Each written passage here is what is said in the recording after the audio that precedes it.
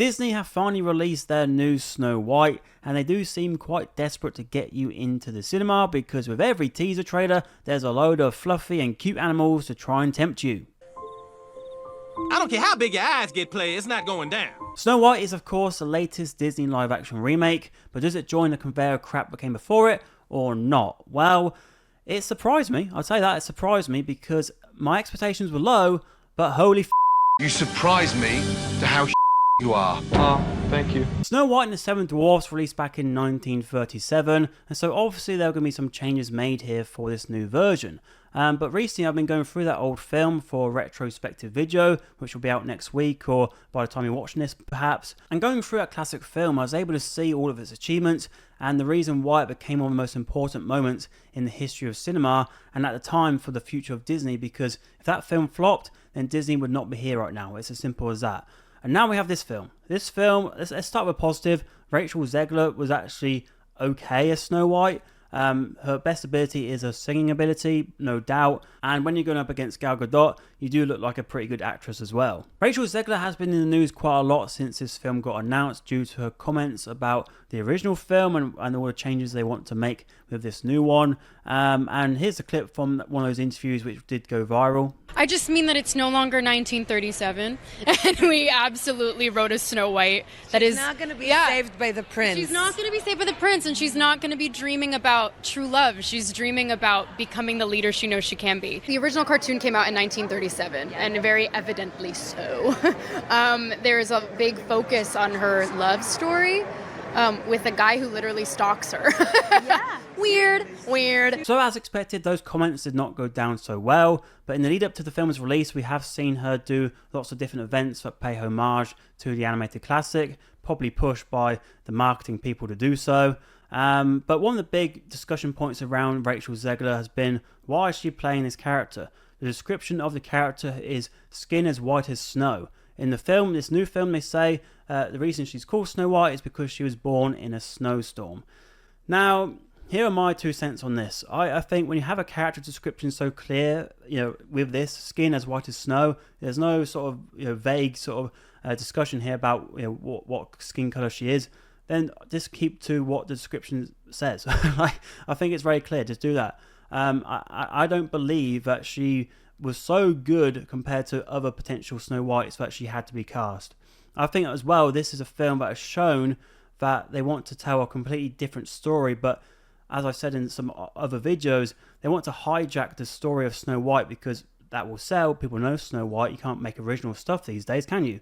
And they want to hijack this film with this new story about female empowerment and being a leader. And the film is, so many times within the movie, we have Snow White saying how, her father this, her mother this, I'm going to do this, I'm going to be fearless, brave, all this sort of stuff. It's like, okay, but you're like a broken record. It's like the original Snow White, yes, she wasn't going for that sort of stuff. She had a very clear vision in her mind. She wanted a prince to take her away to his castle. It's very straightforward. But also, there's little bits within the story as well about Snow White, how her kindness affects others, like Grumpy, for example, and the mothering nature she has with the dwarfs as well. March straight outside and wash, or you'll not get a bite to eat.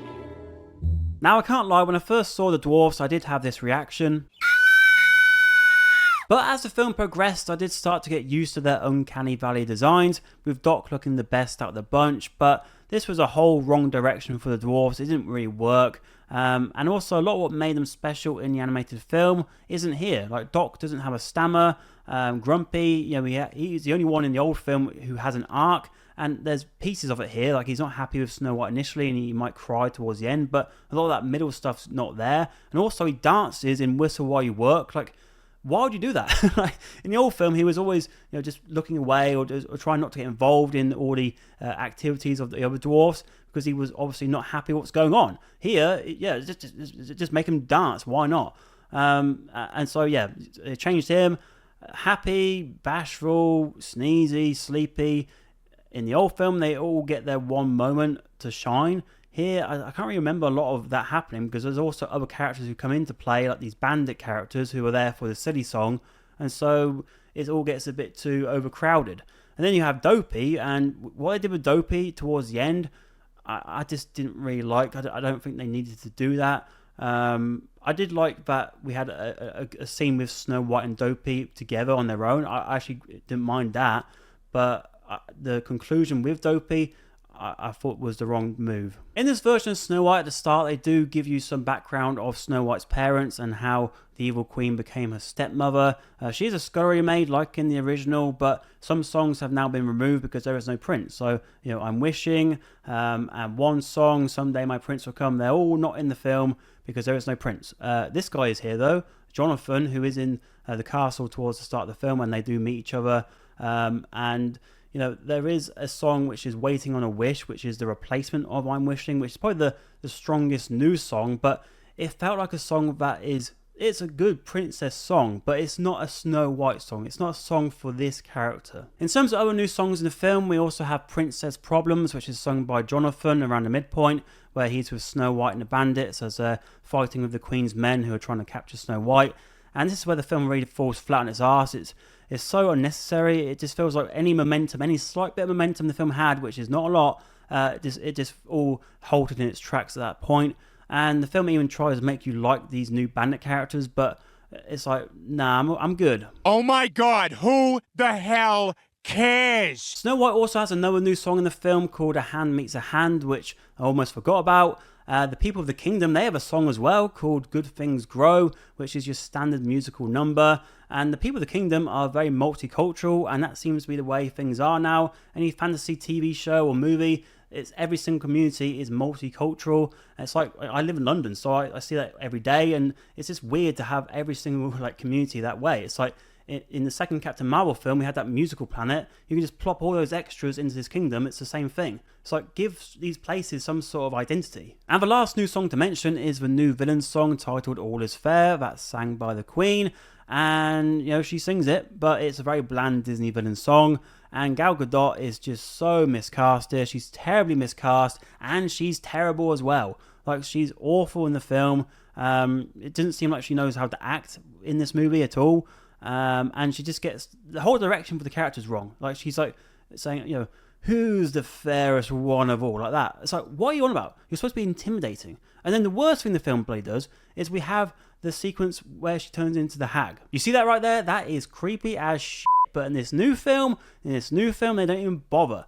It's like, this is the evil queen. But let's just have her go through a door, the goblet comes up, and there's like a cocktail bar of stuff she drinks for the potion. She goes downstairs, gets into her new robes, and then she starts belting out All Is Fair again. I'm like, oh, not this song again. And it's like, so forget the whole terrifying sequence we had in the original film, which was very intimidating. I was quite scared of that as a kid, but I wanted to be scared of it because she's called the Evil Queen, and she's doing some pretty diabolical stuff, and is about to go and kill Snow White, and she wanted her to be buried alive, for goodness sake. But no, here we're having a sing-song. She gets there, no pie's being made. She just meets her, knocks on the bloody door. Hello, do you want an apple? Also, by the way, earlier in the film, when Snow White gets sent with the huntsman, she's not picking flowers, she's picking apples. So at least we now know the origins of the apple. Great. Anyway, also, yeah, we don't really see the apple get poisoned that much. It just sort of dips in, and that's it, whatever. She reads the book quickly as well before she goes, so I guess that's something. But anyway, she knocks on the door, and eventually Snow White comes out after speaking some nonsense. She offers the apple, and you know what happens next. And we do get Snow White's revival, and Jonathan is there for Love's first kiss. But other than that, this whole scene could have been cut completely. I know that's an important moment in the film, of course, but in the original, this scene is quite important for a lot of reasons. The dwarves warn Snow White about anyone getting into the cottage. The hag actually has to make sure she gets in and has to lie her way into the cottage and really sell the story of a wishing apple. And then the animals get involved as well, and you've got the vultures looking at the queen as well to go and get the dwarves. The dwarves eventually are the ones who run the queen to her death. But here, no, she goes back to transform back into the queen, and it just feels like they didn't even really want to do this. It's like, fine, they did it in the old film, let's quickly do all this rubbish, and then we'll get back to what we want to tell in our real ending, which is where you see in the trailers even, where Snow White returns to the kingdom and stands up for what she believes in terms of her father, and that she's the the real rule or whatever. So it's just ridiculous. And then the Queen's new death it reminded me of the damsel death.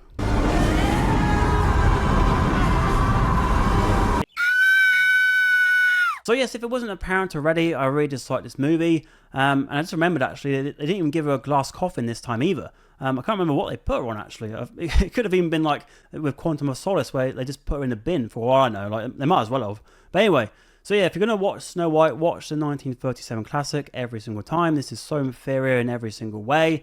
And I'm going to talk about this more as well soon. This is why I've delayed my retrospective on the 37 classic, because I wanted to know a bit more about this new film and add that in to see some of the comparisons. So if you want to see that, do subscribe to check that video out when it comes out. But let me know your thoughts. Of course, comment down below what you think about this new version of Snow White. I would love to see all those opinions. And actually, I'm sure the Queen would like to know your opinions as well. You know, I really don't remember you being this opinionated. But anyway, in the meantime, if you'd like to watch another video on screen, I have a couple of my recent reviews.